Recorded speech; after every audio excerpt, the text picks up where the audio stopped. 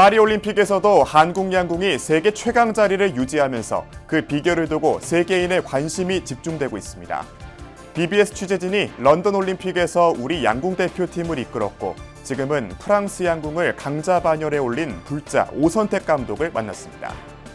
본격적인 피서철을 맞아 여름 휴가 대신 단기 출가를 떠난 이들이 있습니다. 조계사의 청년 대학생 발심 단기 출가가 석 달 만에 재개됐습니다.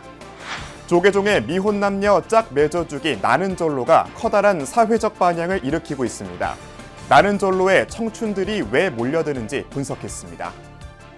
만해 한용운 스님의 문학적 업적을 기리는 제22회 유심상에 신철균, 김보람 시인과 최은미 소설가, 조현정 문학평론가가 선정됐습니다.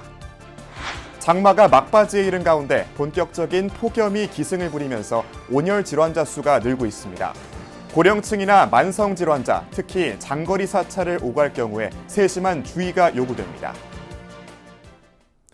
여러분 안녕하십니까? 8월 1일 목요일 BBS 뉴스입니다. 세계 정상을 놓치지 않고 있는 우리 양궁의 드높은 위상은 각국에서 한국인 감독을 모셔가는 움직임으로 입증되고 있습니다.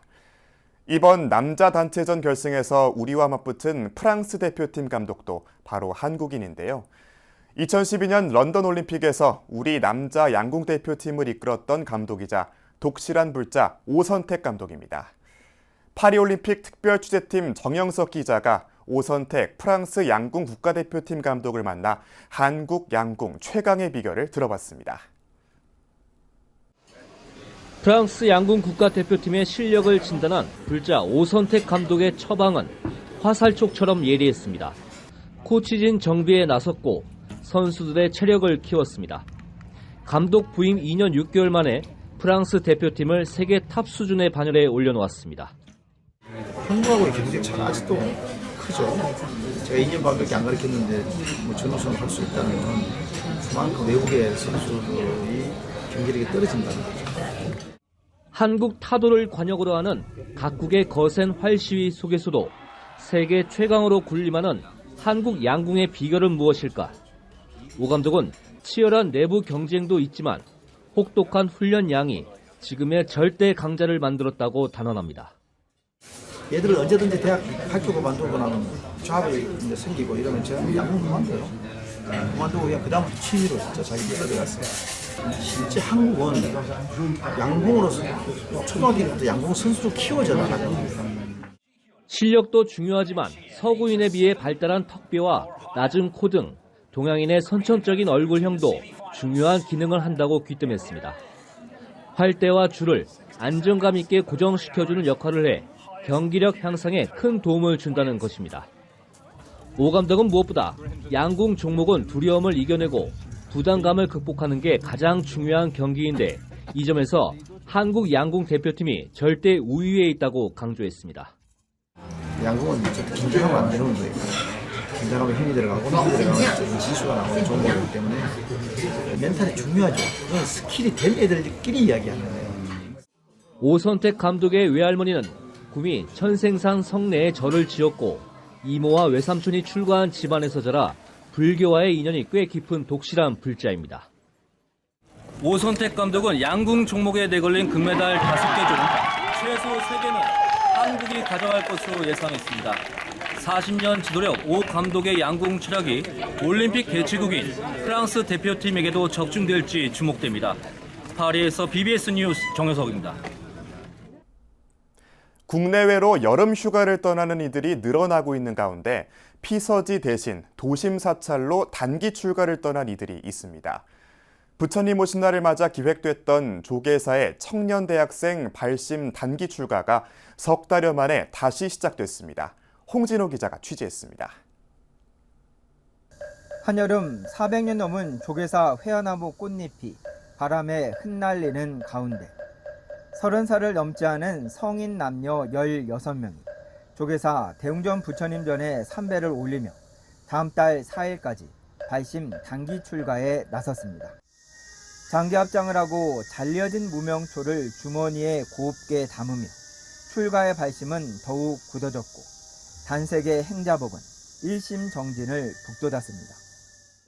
부처님의 가르침을 따라서 묵묵히 수행하고 정진하다 보면 몸의 자유를 넘어서 진정한 자유가 무엇인지 반드시 깨닫게 되리라고 생각합니다.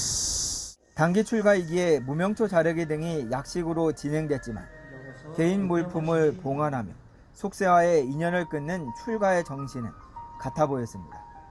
속세의 옷을 벗고 행자복 착복을 마친 뒤 은사스님에게 삼배를 올린 후 대승원력 10개를 합송하고 다짐하며 절을 올렸습니다. 살아있는 것들을 다치게 하거나 해치지 않겠습니다.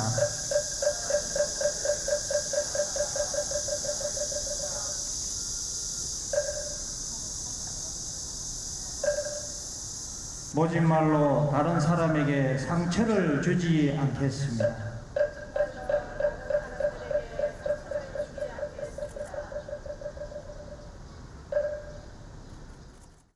남행자 8명, 여행자 8명은 부모와 스승, 세상 모든 이들의 은혜를 되새기며 이제 부처님의 제자로서 지혜와 자비의 가르침을 실천해 세상을 밝히겠다고 발언했습니다.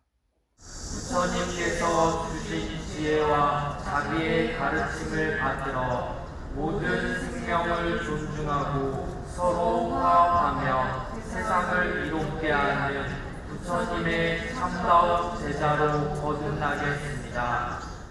가능성의 무게만큼 불안에 흔들리는 청년 대학생들.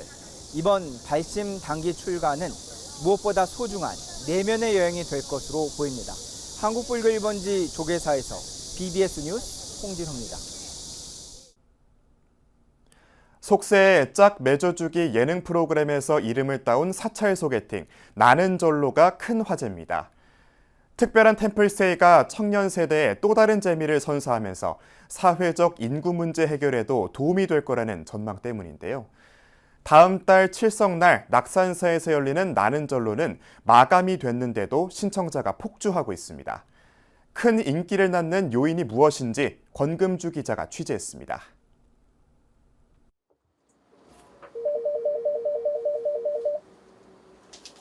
연신 울리는 전화벨 소리에 직원들은 분주합니다. 오는 9일부터 1박 2일 동안 강원도 양양 낙산사에서 진행되는 조계종의 미혼 남녀 소개팅 나는 절로에 대한 문의 전화입니다. 지난달 26일부로 접수가 끝났지만 여전히 조계종 사회복지재단에 신청 문의가 이어졌습니다. 이번 낙산사 편에는 남녀 각 10명씩 20명을 모집하는데 남성 701명, 여성 773명이 응모해 모두 1,500여 명의 신청자가 몰렸습니다. 종교를 떠나 저출생 등 사회적 문제를 해결해보겠다는 취지에서 시작된 프로그램이 입소문을 타고 큰 화제를 모으고 있는 겁니다. 최근 인구의 날에는 대통령 표창의 영예도 안았습니다. 요즘에 힙한 트렌드 코드를 다 가지고 있다고 생각을 합니다.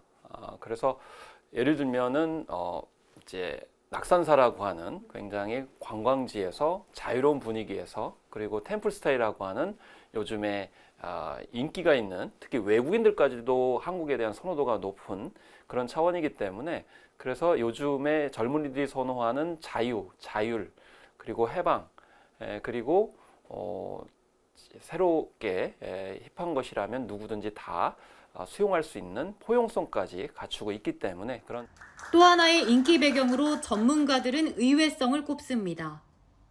수행처와 안식처로서 현실 세계와는 동떨어져 보였던 사찰이 만남을 주선하는 게 선입견 없이 무엇이든 호기심을 갖는 MZ세대와 맞아떨어졌다는 분석입니다. 아울러 공신력 있는 기관을 통해 안전한 만남을 추구하려는 욕구도 더해졌습니다.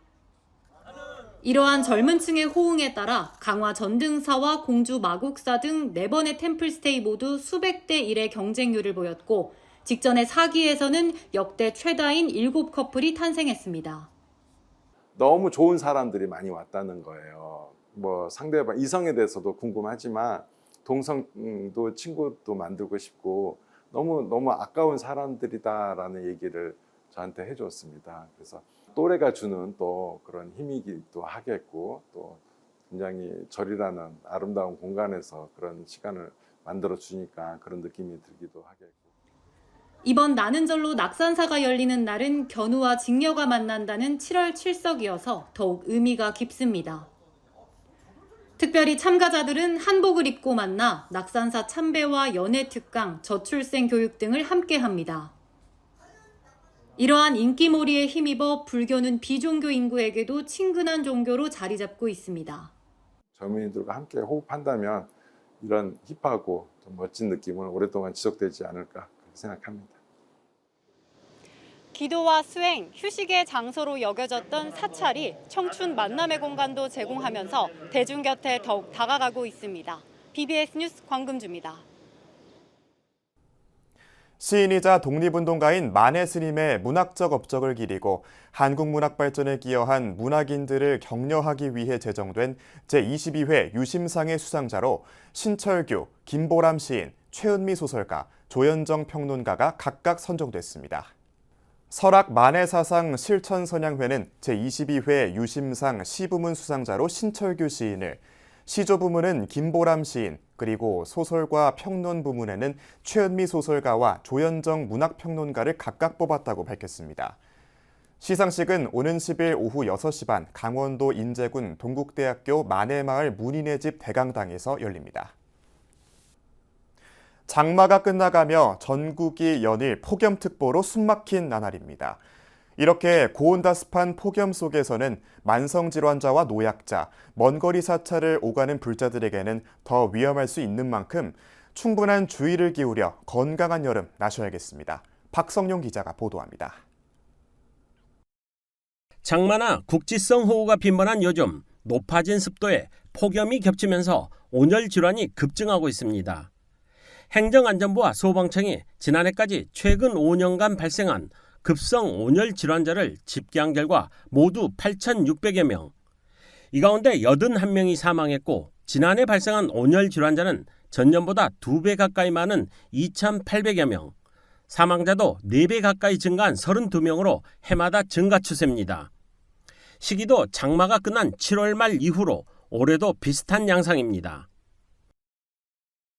이번 주 7월 20일부터 7월 25일까지 총 83건을 출동을 하였습니다. 저희가. 그래서 73명의 온열 질환자를 이송하였고요. 그중에는 열사병이 15분, 열탈진이 48분, 그리고 그 외에 열경련, 열실신 환자분들이 각각 10분씩 발생하였습니다. 발생 장소는 실외 작업장과 논밭, 도로 등이었고 연령별로는 50대가 가장 많았고 40대와 60대가 뒤이었습니다. 구조당국은 폭염특보가 발령되면 반드시 대피하고 휴식을 취할 것을 권했습니다. 첫 번째로 온열 질환자가 가장 많이 발생하는 시간이 낮 12시부터 오후 5시까지입니다. 이 시간 동안에는 야외 작업이나 운동을 좀 자제해 주실 것을 부탁드리고요. 야외 활동을 하실 때에는 수시로 냉방이 되는 실내 또는 그늘에서 휴식을 좀 하시고 물이나 전해질 음료를 충분히 마셔서 수분을 좀 보충해 주실 것을 부탁드리겠습니다. 특히 영유아나 노약자, 만성질환자나 장거리 사찰을 오가는 불자들은 폭염 피해가 더 심각할 수 있는 만큼 보호자 동반 등 세심한 주의가 필요합니다. 만성질환자나 노인층은 이런 온열 질환에 더 약할 수가 있으니까 건강 상태를 수시로 확인하시고 이상 증상이 발생을 하면 저희 119한테 즉시 신고해 주실 것을 부탁드리겠습니다. 길고 혹독한 여름, 자제하고 주의하는 지혜가 필요할 때입니다. BBS 뉴스 박성용입니다. 한국불교대학 대관음사가 27일 경내 옥불보존에서 금강계단 수계대법회를 봉행했습니다. 수계식에서는 회주 우학스님과 주지 대륜스님 등 스님 8명이 계사로 나섰고 전국 각 지역 도량불자와 유튜브 신도, 일본에서 수계를 위해 찾은 불자 등 200여 명이 계를 받아 부처님 제자로 거듭났습니다. 더운 날씨에도 불구하고 이렇게 오신 것은 큰 공덕행을 현재 짓고 있다 이렇게 생각하셔도 됩니다.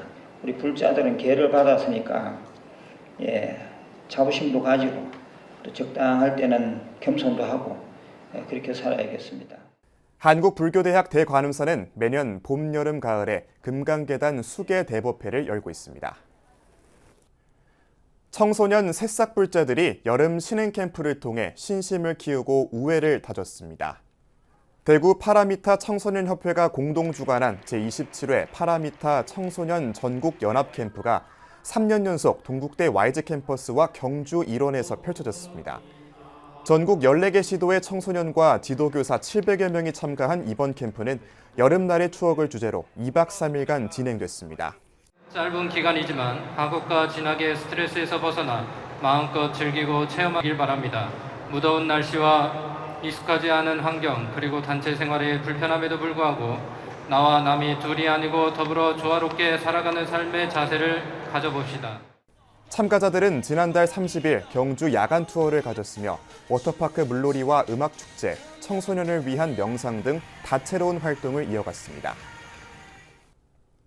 수행결사 참사람의 향기의 제주 지역 집중 수행 프로그램이 지난 20일부터 27일까지 제주 원명선원에서 열려 전국에서 모인 불자 25명이 수행 정진했습니다. 참선재단 이사장 금강스님은 불자들에게 중생계를 뛰어넘어 부처의 세계로 깨달음의 세계로 태어나길 강조했습니다. 스님들은 이 생에 부처님처럼 깨달음을 얻으면 다시는 유해하지 않기 때문에 그래서 수행을 하는 겁니다. 불자들은 이 기간에 화두참선을 비롯해 행선과 바루공양, 108배 등을 통해 자신과 마주하는 시간을 가졌습니다. 육군 3사관학교가 조계종 10교구 은혜사에서 2024 충성 리더십 교육을 진행했습니다. 이번 교육은 3학년생도 370여 명을 대상으로 1박 2일간 두 차례에 걸쳐 은혜사와 갓바위 일원에서 이뤄졌습니다. 오늘의 1박 2일 이 순간이 여러분들 인생을 살아가시고 목표를 이루고 하는 길에 큰 디딤돌이 되시고 큰 나무의 그늘이 되는 그런 귀한 시간입니다.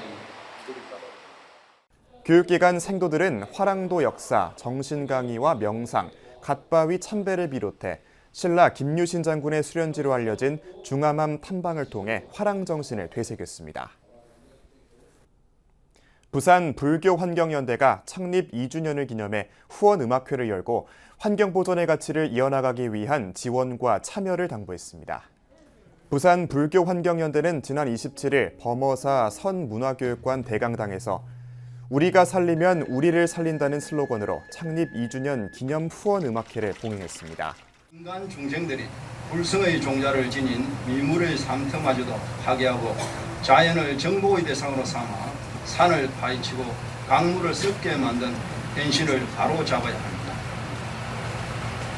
땅과 자연을 벗으로 삼고 미물까지도 생명의 기쁨을 주며 돌 하나의 의미를 존중하지 않고서는 사람들의 마음속에 부처님이 계실 자리는 없습니다.